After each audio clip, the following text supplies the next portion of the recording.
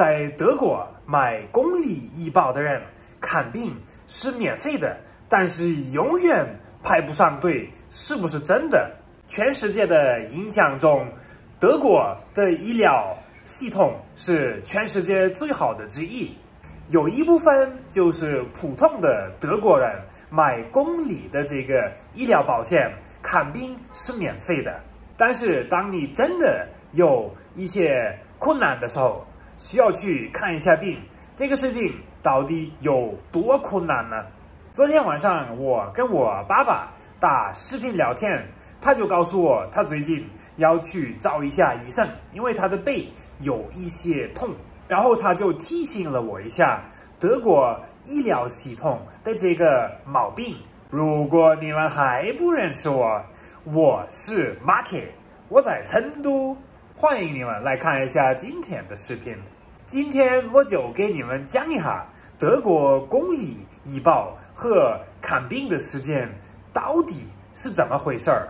来嘛，我的朋友们，我给你们讲一下。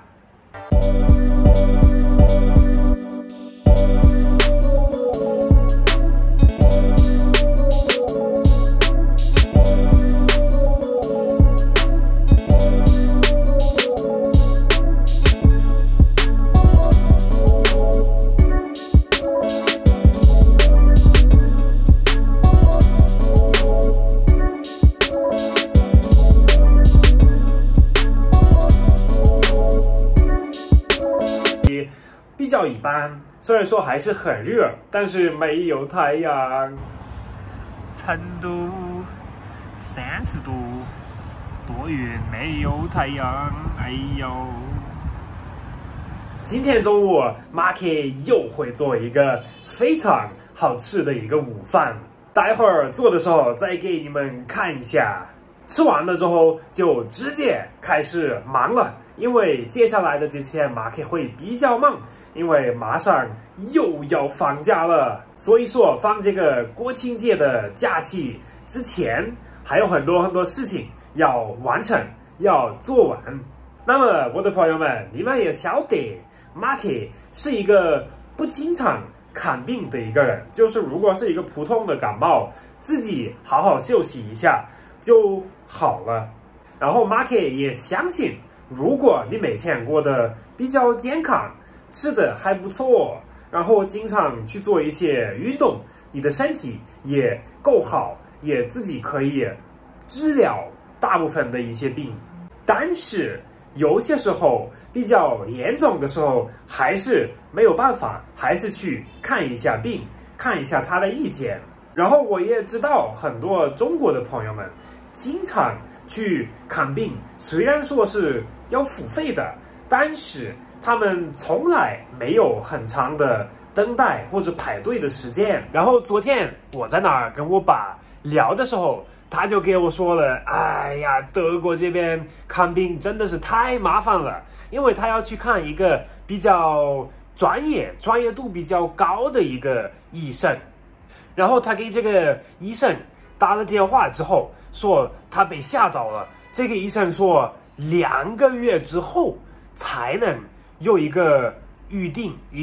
约的机会，因为在这个时间之前基本上是排满了的。那么还好，我爸爸的这个背上的这个事情不是什么很着急很严重的事情，但是你们想一下，如果你们有一个很着急的事情，你们真的很快要去解决，要去看这个病，你们还要等2个月，不是很危险吗？很麻烦吗？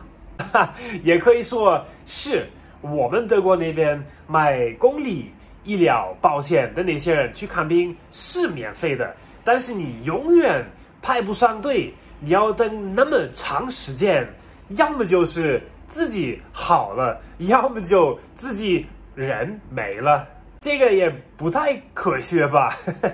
但是也确实，这个算是一个比较正常的一个情况，因为很多朋友们也经常说，在德国去看一个专业的医生，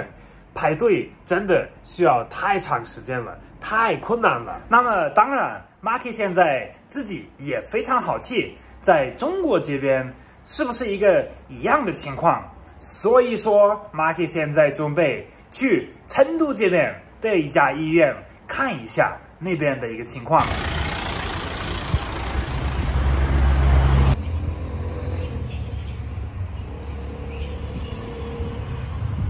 新华医院到了，我的朋友们，这个是我们附近最大的一个医院，所以说如果会出现这种人很多的情况，那肯定是在这儿。这个是门口，没什么人，没什么排队的地方。这一次马克就不进去了，因为马克也没什么病，没什么事情，所以不需要占用他们的时间，而且在门口没什么人。然后马克从外面也看了一下，在里面也不用排队。只有上次马克来这个地方的时候，就是做核酸的时候，那个时候是刚好放暑假了，然后很多人去外面去玩去旅游，回来的时候就做个核酸检测。那个时候是我在中国看到唯一一次在医院里面需要排队。那么我的朋友们，现在我想问一下你们的一个经验是什么？你们一般在中国去医院里面去看病的话，要排队要等很长时间吗？请你们在评论里面跟马克分享一下。当然很多人也会想，哎呀，我都要排队2个、3个、6个月的时间，那我还不如不去看病，我就好好自己在家里面待着，观察一下，看一下自己治疗一下，看一下他自己会不会好。好不了的话，那你就一直病着下去。这个问题的原因其实也很简单，也跟这个公立的医疗保险有关系，也可以说它是一个非常好的一个事情，也可以说它导致了很多问题。因为除了这个公立的医疗保险之外，我们德国还有很多人买了一个私立的医疗保险。这个私立的医疗保险，它的